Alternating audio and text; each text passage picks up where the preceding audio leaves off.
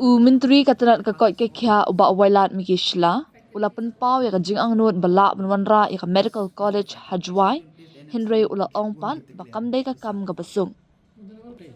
Uba Shylla uba day unomi kmat ka Jowai arsin kenti, ula ong ba unlong ubri uba kementam, ada lak benbo ya Medical College Jowai, Henry ula kedo bagidan shibun ki kendoan ban pendap.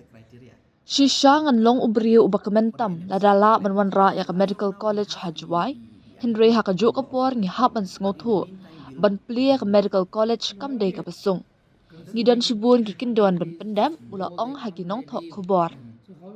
Menteri katanat ka koi kya ula kedawru ya ka jingkiu jong ka jela hakabaseng ya Medical College da ka bakdaw basan sna menshwa ka jela Meghalaya kampat dan watang kawai ka Medical College Henry menta kladan laitali. Ula pensyong nongrim ya kan ka jingkiu ha ka jingalam jong menteri rangba ka jela bat menteri ka koi kya parim. Uba Shylla ula ong baka sorkar kadang wat ya kalad bandan ya ka Medical College Jowai Henry kidan bun ki jing ki basya hakman. Ula pentip baka sorkar dangshen kalapan bena ban bu ya ka Nursing College Jowai kabalong ka sinjam ka babha. Insa wat ikilat kilinti ban seng ya ka Medical College Jowai Henry ngi hapru ban tip ya ka jinglong jingman batang ban kwa ya ka college kambyang bat haban pet habaro kilyang laong uba Wailad. I will be the happiest person if that the medical college will come to Jowai. But at the same time, I also means like we have to understand also. Even I think we are very fortunate enough out of like Meghalaya. If you think 5 years ago, that not even a single medical college was there.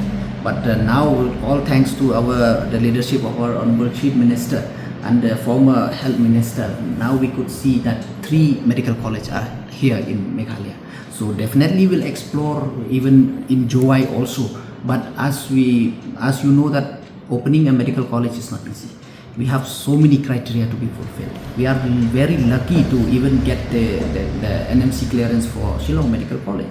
So we also have to be practical also. Just one things it's not done. So that's why we have to be practical also.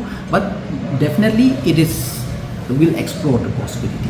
But for that also I'm very thankful to the government of Meghalaya that very soon I think just recently in the this Meghalaya Day in January, the honorable chief minister has announced that the nursing college is coming in Jowai.